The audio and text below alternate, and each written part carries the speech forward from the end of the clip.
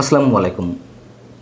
প্রিয় দর্শক, বেগম রোকেয়া বিশ্ববিদ্যালয়ের সাবেক উপাচার্য ডক্টর নাজমুল হাসান কলিমুল্লাহকে আটক করা হয়েছে এবং আমি যেই মুহূর্তে এই ভিডিওটি রেকর্ড করছি সবশেষ খবর অনুযায়ী তাকে কারাগারে পাঠানো হয়েছে এবং এই বিষয়টি নিঃসন্দেহে টক অফ দ্য কান্ট্রিতে পরিণত হয়েছে। প্রশ্ন হচ্ছে, কেন টক অফ দ্য কান্ট্রিতে এই খবরটি পরিণত হলো, কেন মানুষের এত বিশেষ আগ্রহ? ডক্টর নাজমুল হাসান কলিমুল্লাহ একজন পরিচিত মুখ এই কারণেই। ডক্টর নাজমুল হাসান কলিমুল্লাহ একজন শিক্ষক, তার বিরুদ্ধে দুদক মামলা করেছে দুর্নীতির অভিযোগে, এই কারণে নাকি এর পিছনে অন্য কোনো কারণ রয়েছে? অবশ্যই টক অফ দ্য কান্ট্রিতে পরিণত হওয়ার জন্য বিশেষ কারণ তো রয়েছে, আসছে সেই বিষয়ে। তাকে আটক করলো কারা? ঢাকা মেট্রোপলিটন পুলিশের গোয়েন্দা বিভাগ বৃহস্পতিবার সকালে মোহাম্মদপুরের বাসা থেকে তাকে আটক করে নিয়ে যায়, দুদকের হাতে হস্তান্তর করে। দুদক তাকে আদালতে তোলে এবং আদালতের নির্দেশে তাকে কারাগারে পাঠানো হয়। এই হচ্ছে মোদ্দা কথা। এখন কি কারণে, কোন মামলায় তাকে আটক করা হলো এটিও আপনারা জেনেছেন।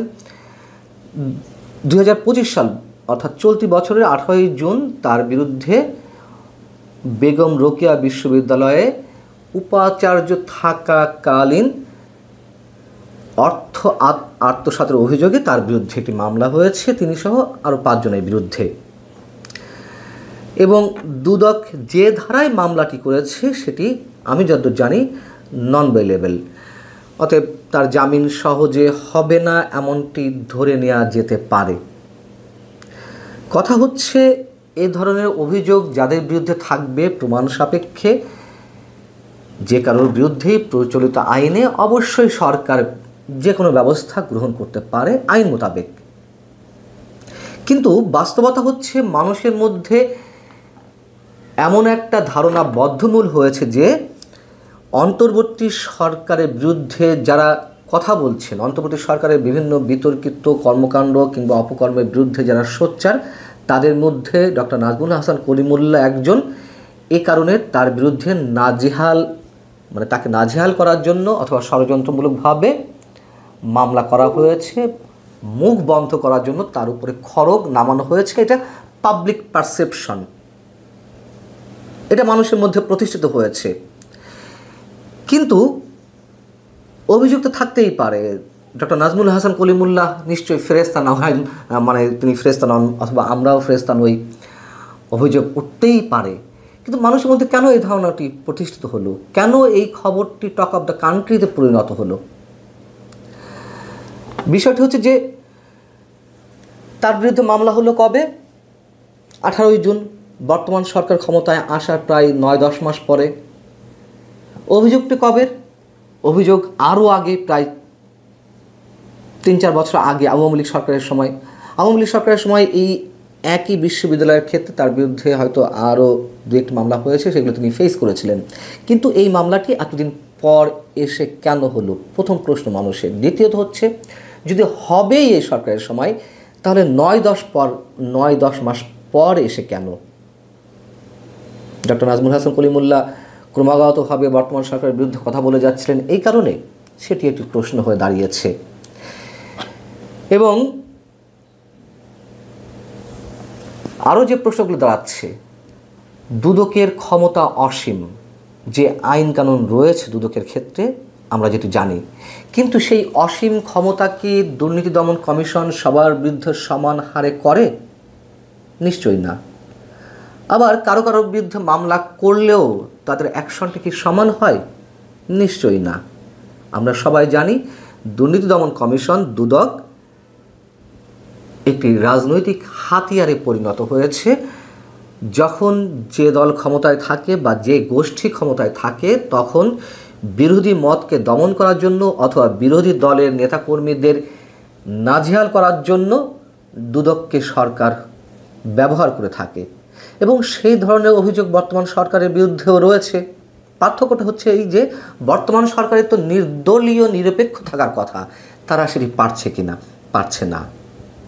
বর্তমান সরকার যে একটা রাজনৈতিক প্রতিপক্ষ হিসেবে কাজ করছে, সেটি তো ট্রান্সপারেন্সি ইন্টারন্যাশনাল বাংলাদেশ, টিআইবিও তাদের কথাবার্তা এরকমটা বলছে, অথবা ব্রিটিশ সাংবাদিক ডেভিড বার্গম্যান তিনিও তার বিভিন্ন লেখায় এই কথাটি তুলে ধরছেন। টিআইবি গত 4 আগস্ট বর্তমান সরকারের 1 বছর পূর্তি বা অভ্যুত্থানের 1 বছর পূর্তি হিসেবে যেই প্রতিবেদনটি আমাদের সামনে তুলে ধরল, তাতে কি বলা হয়েছে? তাতে বলা হয়েছে অন্তর্বর্তী সরকারের সময় ভিন্ন প্রক্রিয়ায় ও ভিন্ন উপায়ে গণমাধ্যমের স্বাধীনতা খর্ব করা হচ্ছে বা হয়েছে। গণমাধ্যম কার্যালয়গুলোতে মব তৈরি করে আতঙ্ক সৃষ্টি করা হচ্ছে। সাংবাদিক, লেখক ও মানবাধিকার কর্মীদের উপর হয়রানি ঘটনা অব্যাহত রয়েছে, তাদের উপরে হামলা করা হচ্ছে। এসব কারণেই মানুষের মধ্যে ডক্টর নাজমুল হাসান কলিমুল্লাহকে আটকের বিষয় এবং তাকে কারাগারে পাঠানোর বিষয়ে এই ধারণাটাই মানুষের মধ্যে প্রতিষ্ঠিত হয়েছে যে রাজনৈতিক প্রতিহিংসা থেকে তার উপরে এই খড়গ নামানো হয়েছে। ডক্টর নাজমুল হাসান কলিমুল্লাহ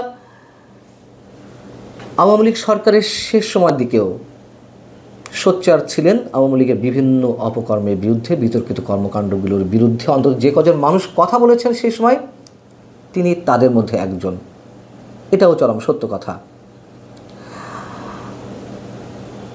এবং তখন আমরা হাতে গোনা কিছু মানুষ যখন কথা বলেছি, আমাদেরকে বিএনপি জামাতের দালাল হিসেবে ট্যাগ দেওয়া হয়েছিল। এখন আবার যারা আমরা কথা বলছি তাদেরকে ঠিক একইভাবে ফ্যাসিবাদের দোসর হিসেবে ট্যাগ দেওয়া হচ্ছে। সরকারের পক্ষ থেকে দাবি করা হচ্ছে যে এই সময়টি হচ্ছে সর্বকালের সেরা সময়, যখন মানুষ মুক্ত কণ্ঠে কথা বলতে পারছে সরকারের বিরুদ্ধে। যে কেউ যে কোনো স্থানে যে কোনো মাধ্যমে কথা বলতে পারে, সরকার বাধা হয়ে দাঁড়াবে না। এই কি তার নমুনা? যদি তাই হয়ে থাকে, public perception doctor Nazmul Hasan কলিমুল্লাহর বিষয়ে যেটি প্রতিষ্ঠিত হয়েছে, এক্ষেত্রে একটি উদাহরণ উল্লেখ না করলেই নয়। গত কয়েকদিন আগে আমরা দেখলাম যে জনকণ্ঠ অফিস ভবন দখল করে নেওয়া হলো। কী কারণে? সেই একইভাবে ফ্যাসিবাদের দোসর ট্যাগ দিয়ে বিশেষ একটি গোষ্ঠী জনকণ্ঠ দখলে নিয়ে নিল।